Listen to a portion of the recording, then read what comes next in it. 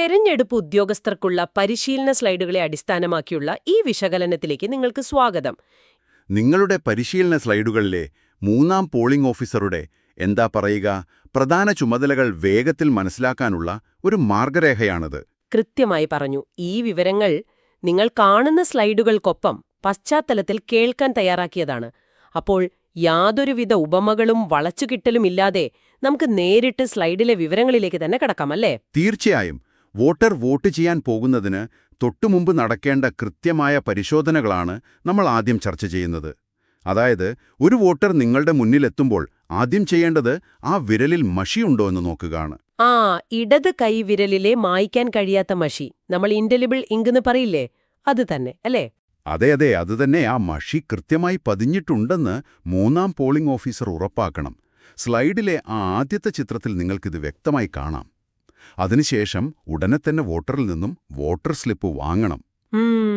ഈ വോട്ടർ സ്ലിപ്പിന്റെ കാര്യം വരുമ്പോ എനിക്കൊരു സംശയമുണ്ട്.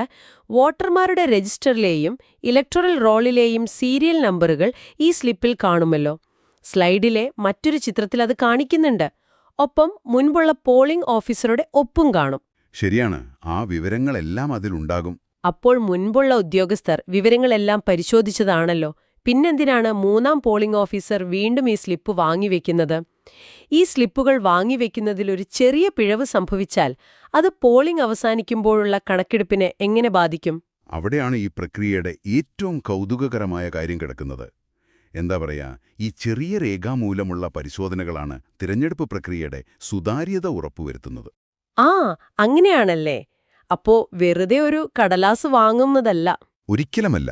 ഓരോ സ്ലിപ്പും ഇലക്ട്രോണിക് വോട്ടിംഗ് മെഷീനിൽ രേഖപ്പെടുത്തിയ ഓരോ വോട്ടിനെയും പ്രതിനിധീകരിക്കുന്നുണ്ട്. സ്ലിപ്പുകൾ കൃത്യമായി സൂക്ഷിക്കാൻ നിങ്ങൾ മറന്നാൽ പോളിംഗ് കഴിയുമ്പോൾ വോട്ടുകളുടെ എണ്ണവും സ്ലിപ്പുകളുടെ എണ്ണവും തമ്മിൽ വ്യത്യാസം വരും. അത് വലിയ ആശയക്കുഴപ്പങ്ങൾക്ക് കാരണമാകുമല്ലോ. ശരി, അപ്പോൾ മഷി പരിശോധിച്ചു, സ്ലിപ്പും വാങ്ങി ഭദ്രമായി വെച്ചു.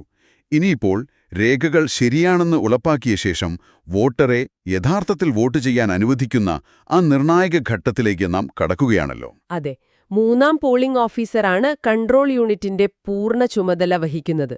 ഇവരാണ് വോട്ടർക്കായി ബാലറ്റിംഗ് യൂണിറ്റ് ആക്ടിവേറ്റ് ചെയ്യേണ്ടത്. സ്ലൈഡിലെ ചിത്രത്തിൽ ഒരാളുടെ വിരൽ കൺട്രോൾ യൂണിറ്റിലെ നീല ബട്ടണിൽ അമർത്തുന്നത് കാണാമല്ലോ. ഇതാണോ ആ പരിപാടി? അതെ, അതുതന്നെ. കൺട്രോൾ യൂണിറ്റിലെ ആ ബട്ടൺ അമർത്തണം. എന്നാൽ ഇവിടെ നൽകിയിരിക്കുന്ന എന്താ പറയുക ഏറ്റവും പ്രധാനപ്പെട്ട ഒരു നിയമമുണ്ട്. ഒരിക്കലും തെറ്റിക്കാൻ പാടില്ലാത്ത ഒന്ന്. എന്താണത്? മുമ്പത്തെ വോട്ടർ വോട്ടിംഗ് കമ്പാർട്ട്മെന്റിൽ നിന്ന് പൂർണ്ണമായും പുറത്തിറങ്ങിയെന്ന് ഉറപ്പുവരുത്തിയ ശേഷം മാത്രമേ അടുത്ത ആൾക്കായി ബാലറ്റിംഗ് യൂണിറ്റ് ആക്ടിവേറ്റ് ചെയ്യാൻ പാടുള്ളൂ. അത് വളരെ ശ്രദ്ധിക്കേണ്ട കാര്യമാണല്ലോ. മുൻപുള്ള ആള് വോട്ട് ചെയ്ത് ഇറങ്ങുന്നതിന് മുൻപ് തന്നെ നമ്മൾ മെഷീൻ ആക്ടിവേറ്റ് ചെയ്താൽ അടുത്ത വോട്ടർ ചിലപ്പോൾ ധൃതിയിലെ കമ്പാർട്ട്മെന്റിലേക്ക് കയറിയേക്കാം, അല്ലേ? കൃത്യമായി പറഞ്ഞു. ഈ ഒരൊറ്റ നിബന്ധനയാണ് വോട്ടിന്റെ രഹസ്യ സ്വഭാവം കാത്തുസൂക്ഷിക്കുന്നതിൽ ഏറ്റവും വലിയ പങ്കുവഹിക്കുന്നത്. രഹസ്യ സ്വഭാവം നഷ്ടപ്പെട്ടാൽ പിന്നെ ആ വോട്ടെടുപ്പിന് തന്നെ അർത്ഥമില്ലല്ലോ. തീർച്ചയായും അത് ശരിയാ.